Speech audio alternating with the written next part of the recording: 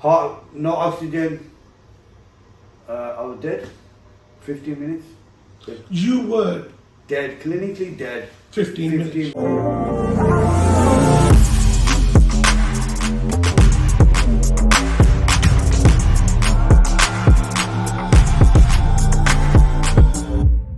I am Akbar Fitness Solutions, and this is my daughter, Neelam Wasim. Neelam Wasim, would you like to introduce yourself? I'm Neelam. Hi Nilo and hi Akbar. Thank you for joining us on the Broz podcast. You guys have travelled down to us because we're talking about something which was a lot of people suffered in the last 2 years. Yeah. A lot of the ethnic minority suffered. A lot of us didn't believe it Massively. existed, and namely COVID-19. And you are one of our survivors of the COVID-19. Akbar, so tell me, right, prior to the whole COVID scene, where was you? What was you doing? What do you do for a living? I'm a strength and conditioning coach. I'm a personal trainer. Gym is part of my life. I'm healthy. I'm active all throughout the year. I was one of those people, man, that didn't believe the COVID existed until it hit me. Okay. So somebody would tell you about somebody had COVID, you would say, nah, no such thing. No such thing. Yeah. Don't believe it. Yeah. It's all a scheme. Yeah. It's a government scheme. They're trying to scare us and whatnot, and trying to. When you say government scheme, what do you mean by that? You mean something that the government uses to control the masses? Control the masses. Understood. Okay. The typical conspiracy theory. The typical conspiracy Yeah. theory. But little did I know, up until later, the COVID SARS was real. Right. Yeah. Okay. What was you doing? So before COVID, you're a fitness trainer. You're a coach. I'm in the gym. You're in the gym. I'm in the gym. Fit as a fiddle. Fit as a fiddle. How many kids? I've got, mashallah, I've got 2 boys and 2 girls. 2 boys, 2 girls, girls, right? yeah. You live in Birmingham. I live in Birmingham, yes. So kids are living with mom Yeah. and you with your parents. Yeah. Any particular reason why you're living with your parents? Is it because you're looking after them? I'm looking after them, 1 and 2. I'm like, I was my mom's heart. You understand? So, I just grew up with my mom and never left home. I was one of them.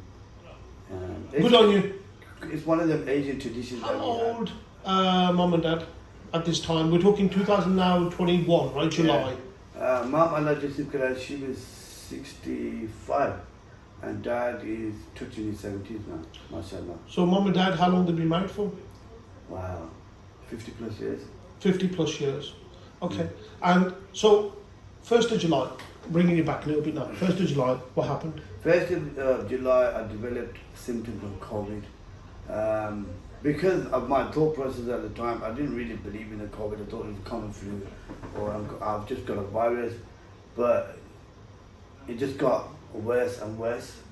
When you say worse, what was your symptoms? My symptoms were the temperature. I had developed a really nasty cough at the time, which got to a point where it's uncontrollable.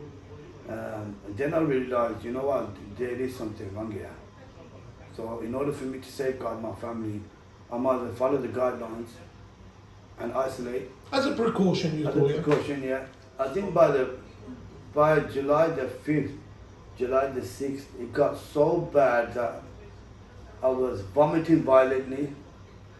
It was non-stop violently vomiting. All I was doing was drinking water and it would come straight out. The virus is having none of it. Whatever precautions I'm taking is having none of it. It got to the point where on the 10th of July, I couldn't breathe. Physically, it was like I was breathing fire, like cold. Stats have gone from 96% to 80%. Now, when you're in 90%, 999, Yeah. emergency services, Yeah. Dr. Rashid, I called him and said, I can't do this anymore. I've had enough. I ain't got enough fighting me. Like, I had given up all resources, you know, like mentally, physically, emotionally. After phone the emergency services, boom, ambulance come outside the house, walk me outside. God bless them. The NHS, man, God bless them. They go through so much stick and they don't get the credit they're due, man. The work they did with me was unbelievable. I've never in my lifetime, apart from my mother, and even my daughter there, I've never in my lifetime felt so much empathy, so much compassion, so much duty of care to somebody.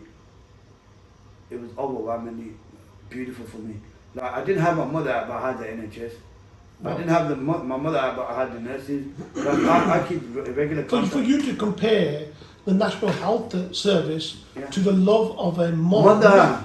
that is a big statement. So I've gone into the ambulance, gone into A&E. From A&E, they took me straight in, monitored me, my stats were low. They realised, obviously they've seen these symptoms and signs prior to this. The catheter was put inside me. Which hospital? Dedura Hospital. Yeah. From Dedura Hospital, they put me onto the ward, and on the 11th of July, my stats dropped to 65%. I had a cardiac arrest. So because your stats dropping, now you're suffering a cardiac arrest. Yeah, because the body or the heart isn't getting the oxygen that's required for it to Operate properly, yeah. Yeah. You're struggling. So Okay. struggling, so I become tachycardic. Okay. You become tachycardic once you haven't got enough oxygen. The heart panics. It's like a Spasm. spasm. It's like hypothermia kind of thing when your body goes into shock. Same circumstances. Heart, no oxygen. I was dead. 15 minutes. You were Dead, clinically dead. 15 minutes. minutes. I was dead. There's no response from me, from my vitals, nothing, no electrical output. I was gone. 15 minutes. I don't know how they managed to get me back. I cry often. I always cry.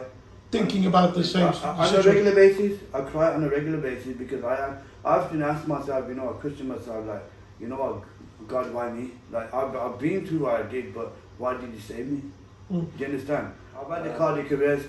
I'm in Dudley Road ICU until from the 10th to the 16th. And on the 16th, my mother comes in with COVID symptoms. That's because I was at home and I should have isolated. What's the sort of situation at home? Well, my grandma was ill as well, so it was trying to balance between the two. Mm. Who do we? Wow. Yeah, who do we look after? Who are we more concerned about? Who are you emotionally more attached to? Like, who can you have more? Because my mum was at home. And in my head, I was thinking, Dadi's, she's gonna be fine, because my dad had a cardiac arrest, so all the attention's to him. Right. But she was deteriorating very fast. And she's at home deteriorating very fast. Dad's had a cardiac. When Dad's had a cardiac arrest and he's clinically, right, technically 15 minutes dead. Did they tell you this? My auntie, she was we was asleep, and our bedroom was at the front of the house, and she was, hello, hello, hello, open the door. And we opened the door, and she said, Wasim died for 15 minutes. We need to go to the hospital. And she took us there. We went straight away. How did that make you feel as kids, knowing that your dad just died? Crazy. So it's got to be. This can't be easy. This can't be easy. So we've got panic stations all over the place with the kids. Your loved one, your dad, is technically, clinically, just died, right? You, on the other hand, Akbar, was a hospital, had a cardiac arrest, Fight for my life. fighting for your life, and then mom gets admitted to the same hospital. Yeah. But what happened, because of the amount of COVID patients coming in, they were, as soon as they stabilize you, they'll ship you straight out. They'll disperse you to other hospitals, because they were, Dudley Road at the time was full of COVID patients. They couldn't handle the number or the amount of people or patients that were coming in at that particular time. So what they were doing, you'd come into an A&E, they take you ICU, they stabilize you, off you go, mate. Off you go here, off you go here, off you go here. Did they ever put you into a coma? Yeah. I'm induced into a coma. I'm in induced coma. Well, once I had my cardiac arrest, I was induced to coma, and from there, I was just in vivid dreams. For years and years. It felt like I was there for eternity. Okay. Yeah. Right. I went from one dream to another dream to another dream. All I can remember on the 21st is waking up choking. So they taking this pipe out. I open my eyes and I can see like 4 or 5 nurses around me. I've been sedated for so long, choking, and I'm thinking, what the hell is going on here? Mm. And all I can hear is the nurse saying, it's okay, It's going to be alright. Don't worry about it. It's going to be alright. So once you get that kind of reassurance, you just hold on for grace. Do you understand? You think, alright, then it's going to last 30 seconds or it's going to last a minute or whatever, however long it's going to, as long as you got some sort of reassurance, you can see light at the end of the tunnel, kind of thing. So they extubated me and I was monitored, I was administered drugs. From the 21st, 22nd, I kicked up a fuss. I said I want to go home. I don't want to be here no more. When you say you kicked off us, what's going on now? How long have you been there for? I've been there from the 16th, so 16th. It's 5 days I'd been in a coma for the first time. My assumption was, look, I've got a virus, an airborne virus, it's dangerous, and I belong to the state, I'm never going to go home, so I might have to fight anyway. You get it? So one of the main guys from ICU, he come to see me and he said, look, you can go home now if you want. Take a step, you're going to die. So you might as well just let the nurses crack on with it. I said, how long am I going to be here? So your situation is such at the moment that you're absolutely weak. Yeah.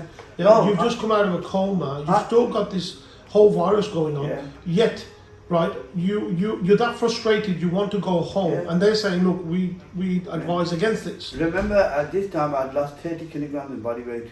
30 kilos in body weight. 30 kilograms. I went in hospital 80 kilograms, and I was at 50, probably 55 kilograms. I went in 85, and I'm on my intensive care bed. I was about 55 kilograms, dehydrated, couldn't move my limbs, couldn't speak, couldn't move my neck. I was pretty much paralyzed, but I had spirit in me. That's one thing you're not going to take out of me. My spirit is going to be, inshallah, eternal. So you at this stage, it means so many days without contact with family, you haven't seen any loved one. All you're seeing is, these people you don't know who are just trying to care for you. In a nutshell. What's going on at home, Nilo? Tell me, what are you guys doing at this sort of stage where dad is like in and out, coma? Have they kept you informed? Me personally, not really. It was my auntie who was the next of kin. She knew what was going on. But my brother? there's nothing much we could do about it. It's just looking after. Well, we all had COVID as well. I had COVID as well, so. Oh wow. It was a lot. So. Okay, right. So it's a waiting game, isn't it? So you guys are all right. You're at home, right? And you got COVID, but not so severe that you had to go to hospital. I went to hospital. You went to hospital as well. Okay. How long for? It was about 1 or 2 days. My stats were never stable. They was always crashing. I had nasal prongs in me. They wouldn't hold me. They put a mask on me, which was giving me 100% air. It's similar to being on the ventilator, but that was so claustrophobic because you had like a... Yeah, this is not a normal mask. Please explain to our viewers what this COVID mask looks like, because it's like a helmet almost. It's like a helmet. It's like a spaceman helmet. So what they do, they put a ring around you here, and then they attach the... It's mad. They attach the cap onto you, screw it in, so it's sealed. And then what they do is they put 100% oxygen in there. So what they do is just constantly you're deflated. It's like a deflated. Your head's in this helium balloon almost. Helium balloon. But remember, I'm having cold sweats now. Okay. Because I've been on the ventilator for so long, all the drugs are trying to come out of me now.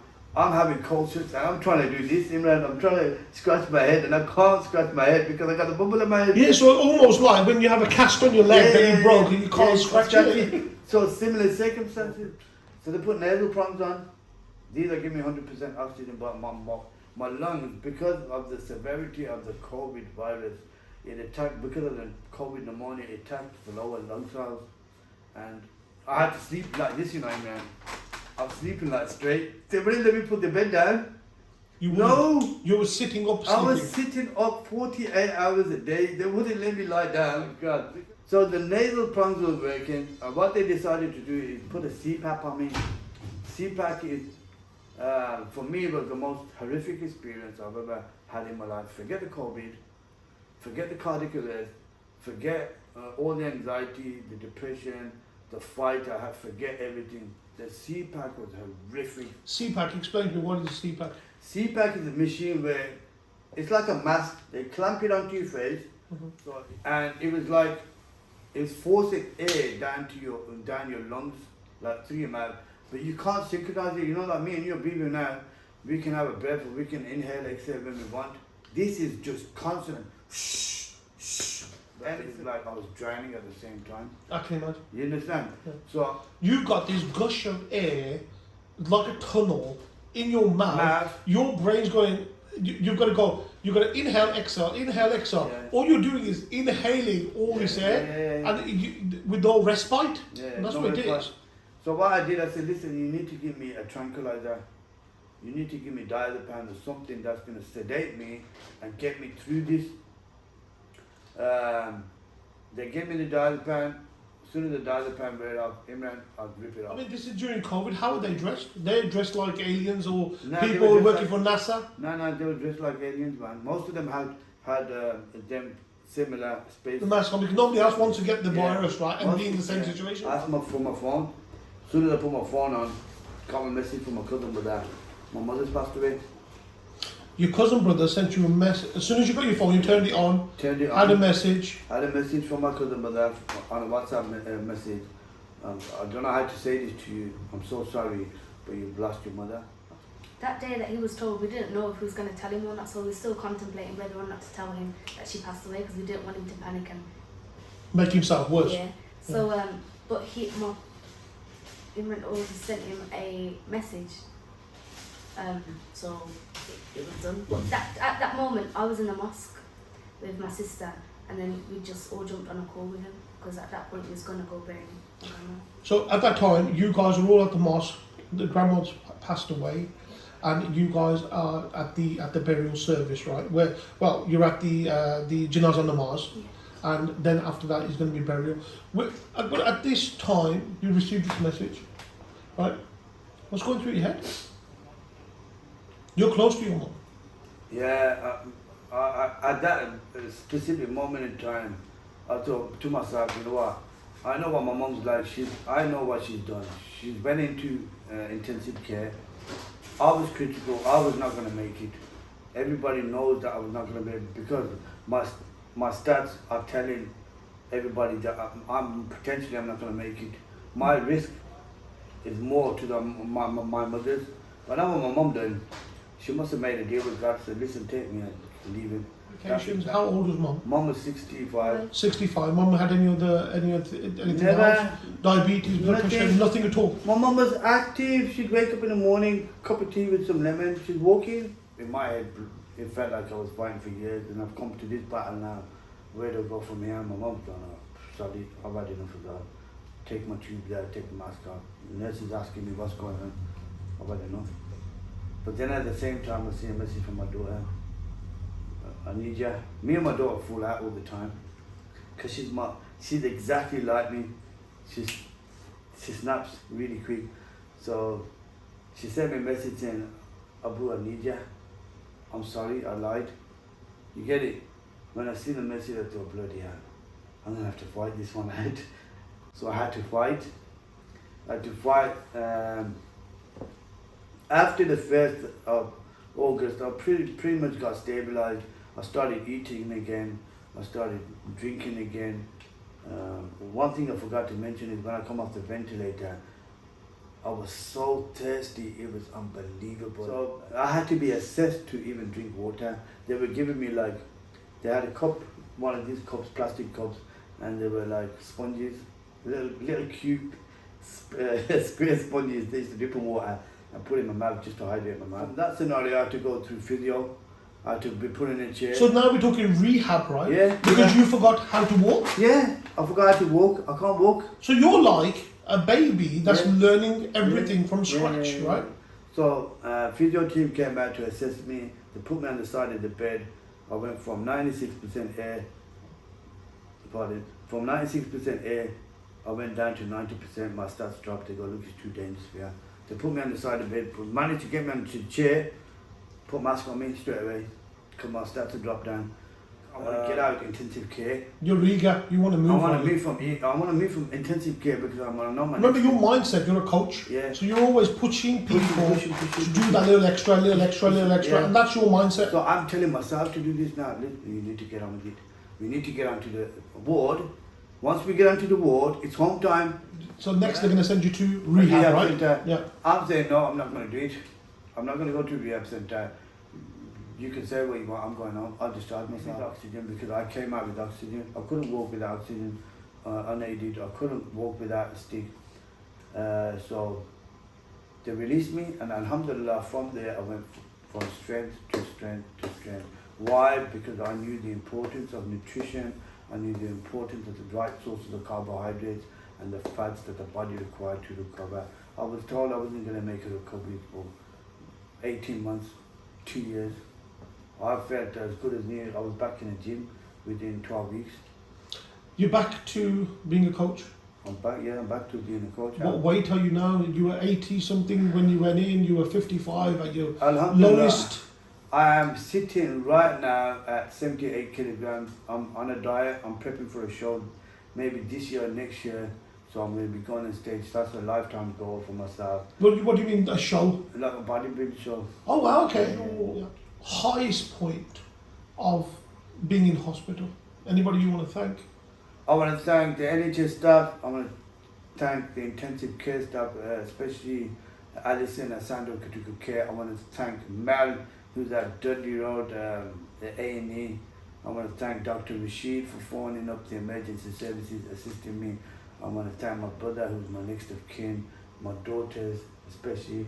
These are things, you know, Abu ain't been through the mill, but he has, trust me, he has. And I fight every day to better myself. My story is, look, give back to the universe, give back to humanity. You do right by people and people will do right by you. It's as simple as that. We're not going to take anything back with us. I've been there, I've knocked on the doors. Mate, it's a reality that we're all going to face. You get it? We've got to do right by humanity. It doesn't matter about colour, creed, religion, race, it doesn't matter. The aim is, the legacy, Akbar Fitness Solutions, do the best you can by humanity, and Allah will make open doors for you. The more you give, the more you get back in return.